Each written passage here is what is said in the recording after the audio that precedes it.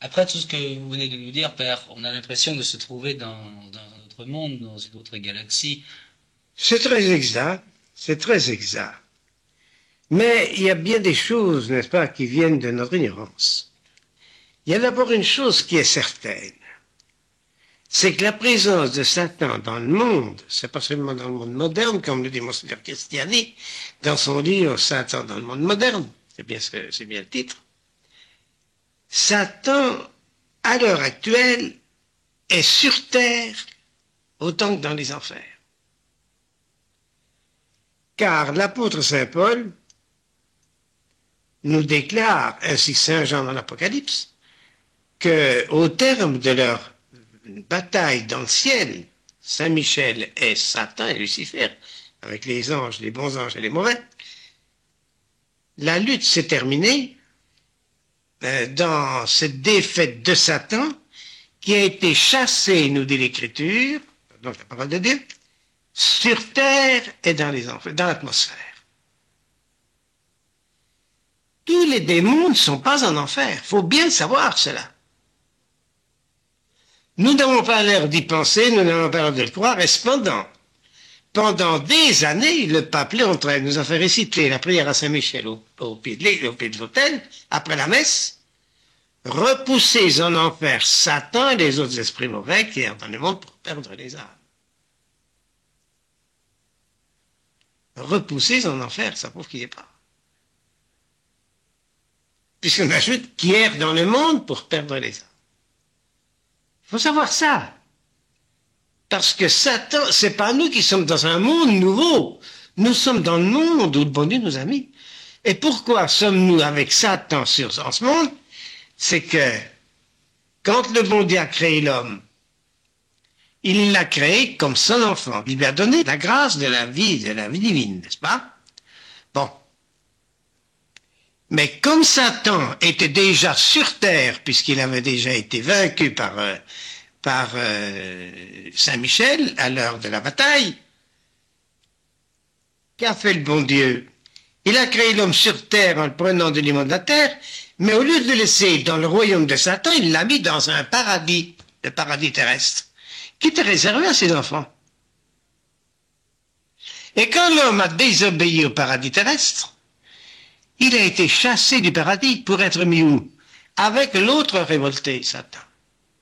Et cela doit durer, nous dit l'Écriture, jusqu'au jour où la rédemption du matériel, la rédemption de l'humain, nous l'avons chanté encore il n'y a pas très longtemps, serait accordée. Car la rédemption des âmes est faite, mais la rédemption complète de toute la création n'a pas encore été faite. Le règne de Dieu n'est pas encore établi.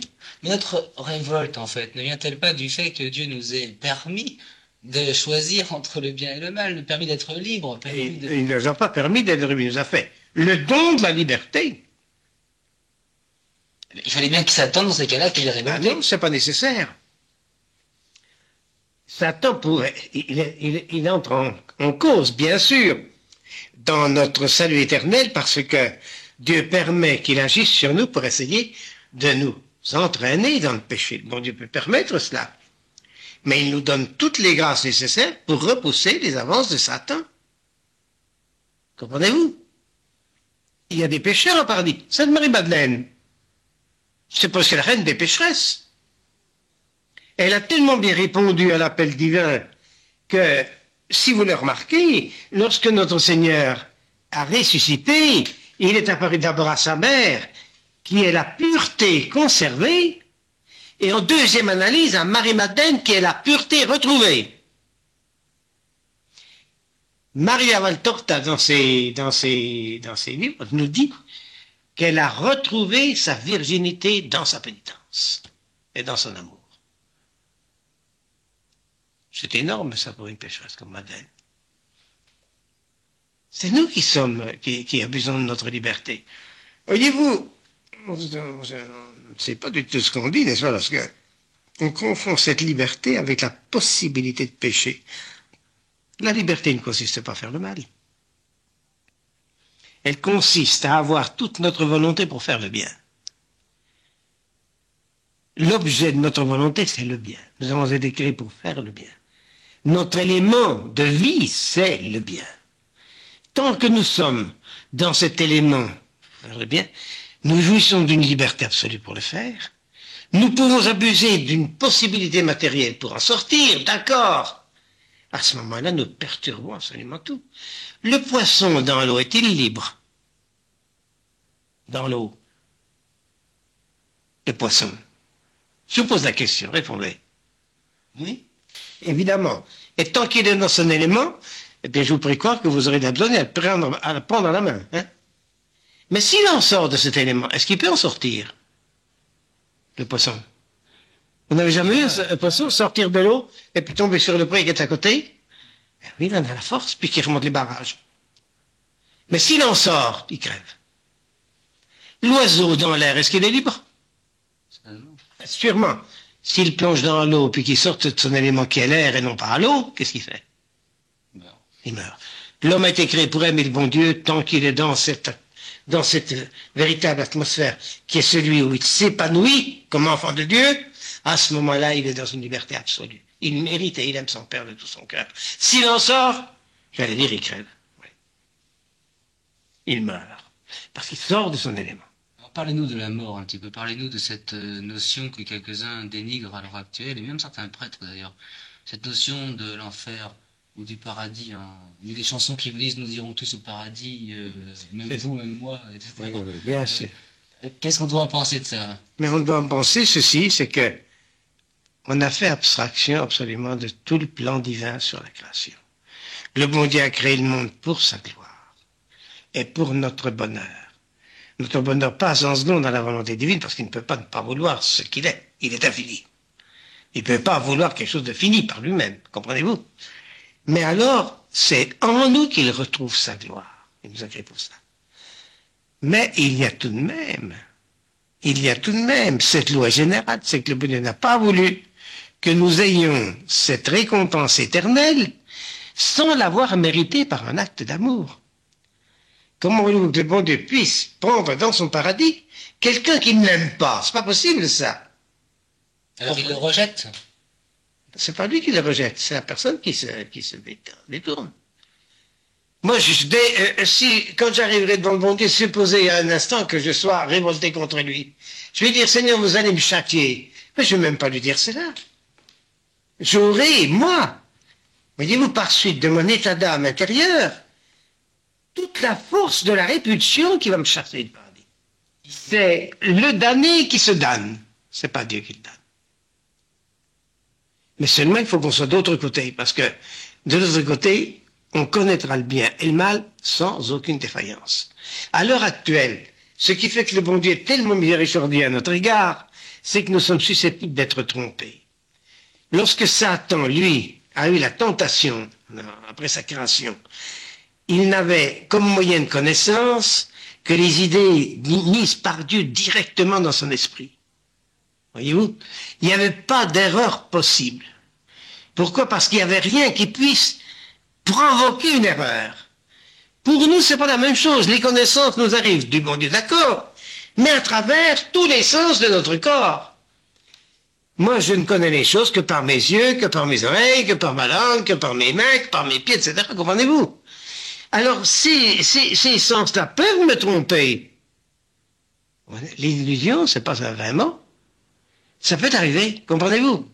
Alors, étant donné que nous pouvons être trompés et que notre intelligence alors peut être atteinte par cette erreur et à plus forte raison notre volonté à cause du plaisir qui peut s'y trouver, le bon Dieu a été miséricordieux pour nous à cause de cette source d'erreur dans laquelle nous pouvons être. Pour Satan, il n'a pas pu le faire, ça, parce que Satan a eu de la connaissance du bien et du mal des choses. Comprenez-vous? Alors, nous, ce sera la même chose. Tant que nous sommes sur Terre, on est susceptible, évidemment, de se tromper. Il y en a tant qui se trompent, parce qu'il y en a tant qui commettent le péché. Mais en face de Dieu, c'est fini. Alors, si nous mourons dans le mal, volontairement, notre dernier acte de volonté va s'inscrire dans le mal. Parce qu'à ce moment-là, on ne peut plus sortir.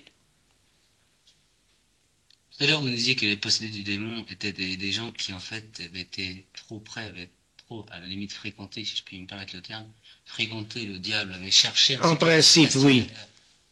À le côtoyer. Je reviens toujours à ce film parce que à la limite c'est la seule référence qu'on peut avoir. Oui, d'accord. Il s'agit d'une gamine qui a, disons, à tout casser 10 ans, 12 ans. Attention, ça c'est le roman. Le véritable fait historique, c'est un garçon. Voyez-vous?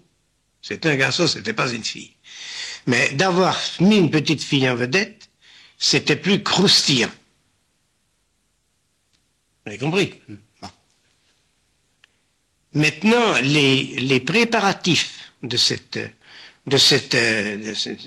possession ont été faits dans un climat de magie, de sorcellerie, car dans le roman, on parle de toutes ces manifestations de table tournante de spiritisme, n'est-ce pas, que tous les gamins pratiquent un peu à l'heure actuelle, voyez-vous, et qui ont progressivement fait glisser ce garçon, dans la magie et dans l'appartenance à Satan. Et vous, ça c'est... Comment peut-on concevoir qu'à 10 ans, qu'à 12 ans, vous soyez... Il faut être attiré, je veux dire. Donc il faut dire que c'est... Non, mais ils en faisaient dans la maison. Les parents en faisaient. Expliquez-moi, qu'est-ce qu'on peut faire pour attirer le Satan? Comment ça se passe, ça? Mon pauvre ami, vous avez tout le spiritisme. Vous avez les tables tournantes, vous avez toutes ces choses-là, qui apparemment sont des choses anodines, mais que tous les saints ont banni d'une façon terrible, parce que ça, c'est la première amorce de la présence de Satan. C'est du magnétisme, c'est scientifique, ça, maintenant. Mais bien sûr que non. La table tournante, c'est... Mais bien sûr que non. Mais bien sûr que non, mon pauvre petit. C'est là où ce sont des misérables, ceux qui vous disent ça.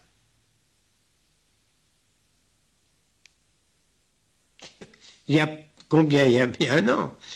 3 garçons puis une fille. Et tous plus de 20 ans, hein, attention. Pas des gamins. Ils sont arrivés ici en trombe. Ils ne savaient même pas où était la porte du couvent. Ils sont allés à toutes les portes avant de trouver la bonne. Parce qu'ils tellement étaient épouvantés. Ils ont sonné là, le frère est allé leur ouvrir et il me dit, il y a 4 fous dans la salle, il faut aller voir. 4 fous. J'arrive ici. Je les trouve, vous savez, tremblés comme des feuilles. Ils venaient de faire du spiritisme. Ils venaient de faire taper des verres. Moi, j'ai même pas jamais vu ça. J'ai jamais vu ça. Taper les verres sur la table, au lieu de faire taper la table par terre. Voyez-vous? Mais ils ont failli recevoir tous les verres à la figure. Ils sont arrivés ici épouvantés. Ils m'ont dit, mais mon père, mais c'est épouvantable des choses comme ça. Je leur ai dit, mes enfants, ça prouve que vous avez été un petit peu fort aussi, certainement, n'est-ce pas? Parce que Satan vous a répondu à la mesure de vos désirs. À telle enseigne que je prétends que le magnétisme, c'est une science, d'accord. Le magnétisme humain, c'est une chose, c'est d'accord. Je suis tout à fait d'accord. On arrive à guérir par le magnétisme humain, d'accord. Mais il faut que ce soit dans une pureté de moyens qui soit absolue, c'est-à-dire l'utilisation unique du fluide humain, c'est tout. Si vous y faites entrer des signes kabbalistiques, des formules kabbalistiques en particulier, toutes ces choses qui sentent plus ou moins près le spiritisme, le magnétisme, etc., alors à ce moment-là, c'est fini. Pour les guérir, c'est fini. Ça, j'en ai tous les jours. Hein. J'en ai tous les jours.